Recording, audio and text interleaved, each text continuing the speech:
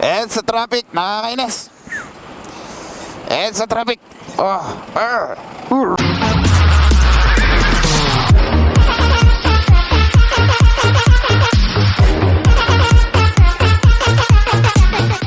Hello mga boss.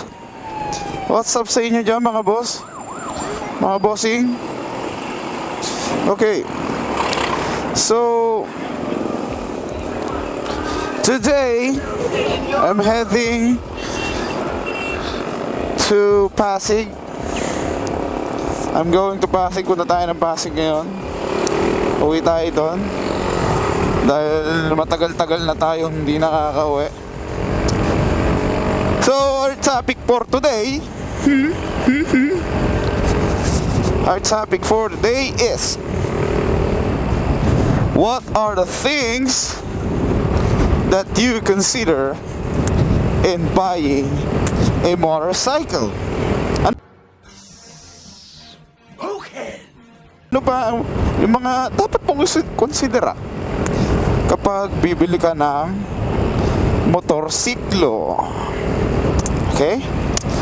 First, ang unang-una, syempre, ask yourself, kailangan ko ba ng motor? Do I need a motorcycle? Nandun na tayo eh. Rason bakit tayo bibili? Well, tanungin mo muna, bakit ko kailangan ng motor? Or kailangan ko ba ng motor? Because kapag wala kang purpose, okay, pag wala kang purpose buying or sa pagbili ng motor mo, matatenggal lang yung motor mo, magiging kakalawangin lang yan sa isang gilid, and then masisira nang hindi mo ginagamit. I'm not listening to you. You're crazy. Okay? Kasi as long as the machine is not in use, mas prone siya sa sira. Mahirap na siyang paganahin uli. Mapapagana mo uli, pero hindi na siya katulad ng brand new kapag na-stock siya. Okay? And also, tanungin mo rin, ano ba ang purpose ng motor ko? Okay? Is it only for a weekend ride? Because gusto mo maglakwatsa ka palagi in weekends? Or like this bike? Okay? This bike is my all-day use bike. Itong bike na to, well, 3 years pa lang siya sa akin. Nakakapanghinayang lang dahil bigla siya nagmura, dahil naglabasan sila FI. Okay, sila FI. This bike is for my daily driving, going to work. Okay, deliver ng kung ano man dito, dalhin dito, punta kay ganito. So this is only my bike, by the way. Ito lang yung bike ko. So if you see my previous video, yung mga yung bike na yon is my purpose is for my weekend rides. Kasi kung bibili ka ng 400 plus cc na motor and then you're not what do you call that, or you're using it for a daily, well, the consumption of gas will be added. Okay, there will be additional consumption of gas. Unlike this one, a Wave Dash 10, a Honda. Well, this is a tough bike. So I picked this because this bike is for my daily use. 110, 100 mo, almost 1 week. Basta hindi high revs ha. Baka yung 150 pwede pang tumagal ng 2 to 3 weeks. Not on the high revs. At kung work and house ka lang, well, a small displacement will do. I'm not listening to you. You're crazy. Okay? Small displacement will do.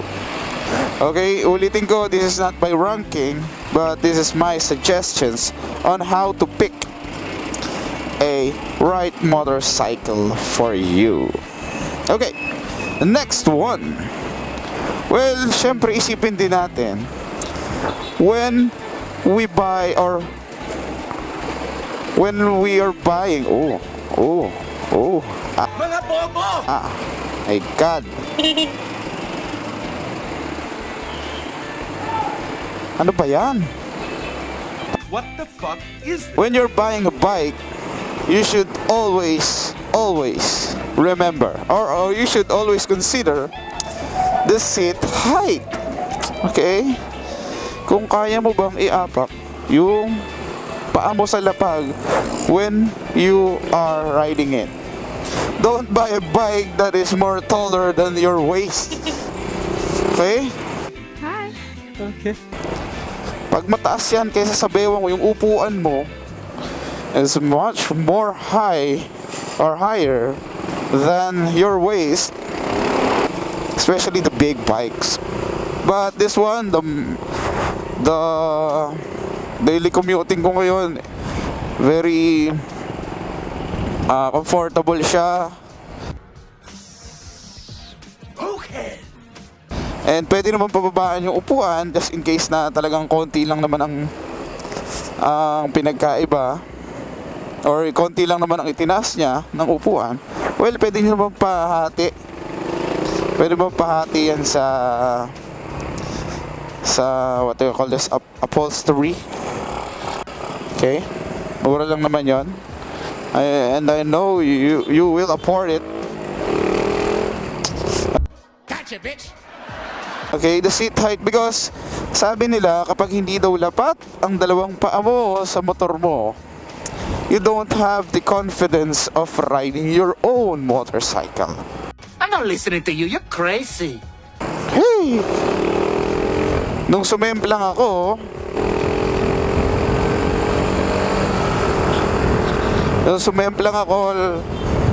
nung hindi ako sumunod sa traffic rules kasi hindi naman kami pinapago, and then nag-push through ako.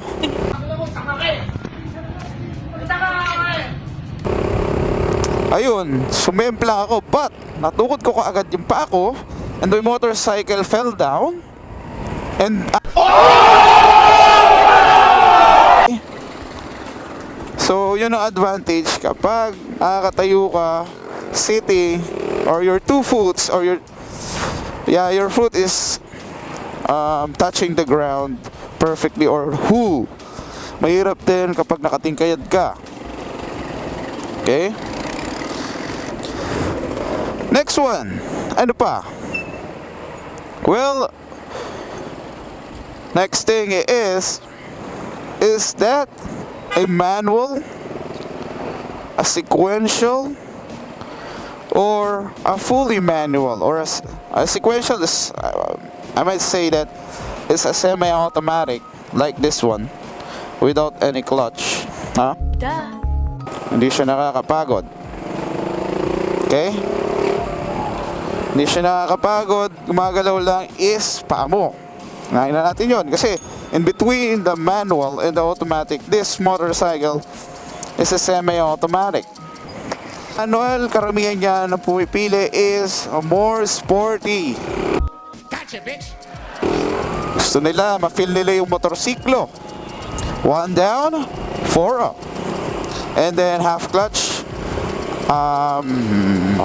half up para sa neutral pagdating mo ng 1. Okay, first gear. And then, kapag gusto mo naman ng sobrang relax, okay, automatic 1, ang pros niya is much more easier to drive. No need to have a foot work, like you have a foot for your brakes, foot for your clutch, or for gear shifting. Okay, so sit and drive lang si automatic, but the manual, the clutch, your footworks, and everything that you have struggling, okay, nakakangala eh. Especially sa traffic. Even though this semi-automatic, medyo nakakangalay din siya. I'm not listening to you. You're crazy. Matraffic lang. Okay? So, ayun. Next. Tapos na tayo dun sa manual or automatic.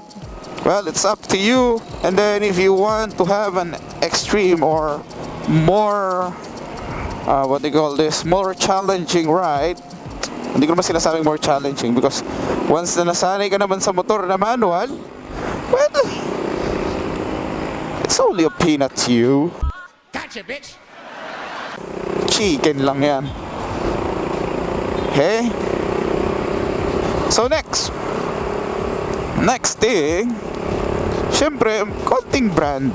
So, hindi ko naman sinasabi na once you bought a Chinese motorcycle, it's not a reliable motorcycle. Okay? Okay. He is having or has a parts available in the market. Okay, hindi pa kasi ako nagkakaroon ng Rusi, but I know Rusi is one of the reliable Chinese brand motorcycle. Okay? So, kung mapapansin nyo rin on my previous video, CF Moto is one of my choice in my new bike or for my new bike. Okay? Because definitely Chinese motorcycle are much more affordable than the Japanese. Okay? What the fuck is this? So, hindi naman tayo magiging what do you call this? Bias sa pagbili ng motor. Once you bought a Rusi, for example, as long as na naalagaan mo naman siya ng maganda at maayos, well, susuklian ka rin niya ng maayos at matagal na serbisyo. I'm not listening to you. You're crazy. Okay? Na sinasabi ko, even this one, if I care this too much, well, the motorcycle will care too much too.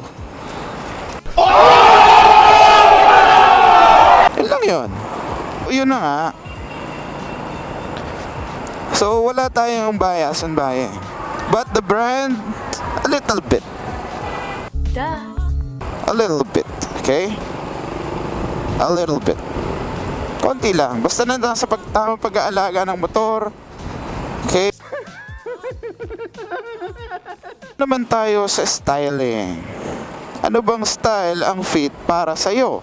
Not only the height, but also the style. What is the style that you want? So, do you want an aggressive or an elegant like the NMAX?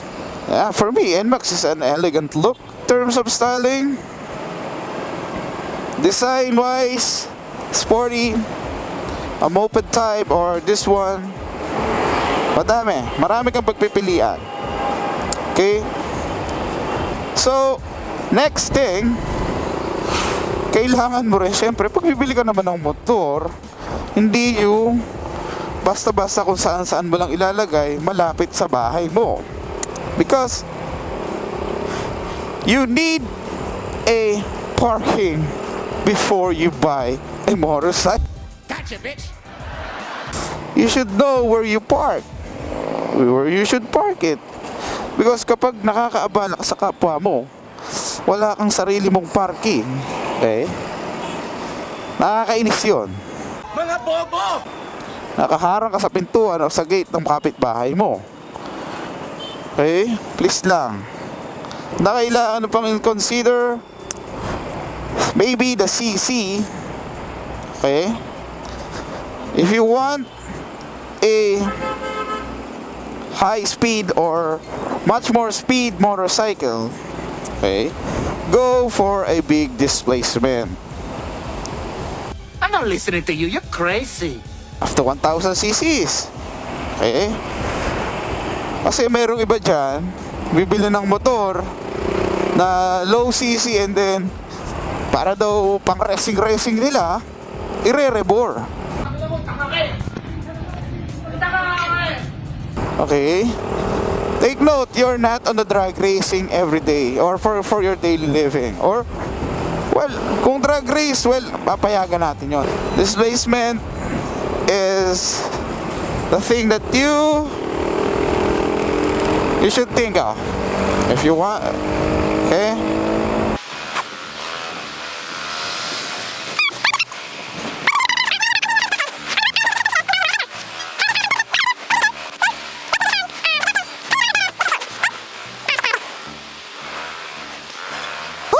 Woo! Nakalaya rin! Grabe! Nakakainis sa traffic yun ah!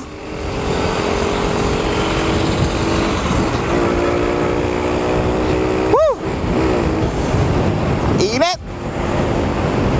So to wrap this thing up, kailangan mo rin, sabi ko nga kanina, the budget is always in the list. Okay? To end this, okay, I would like to thank for myself, okay? Wala pa tayong sponsors. Bye. By the way, before you end this vlog, I would like to say that please subscribe, because I'm new here in the channel. I'm new here in the YouTube.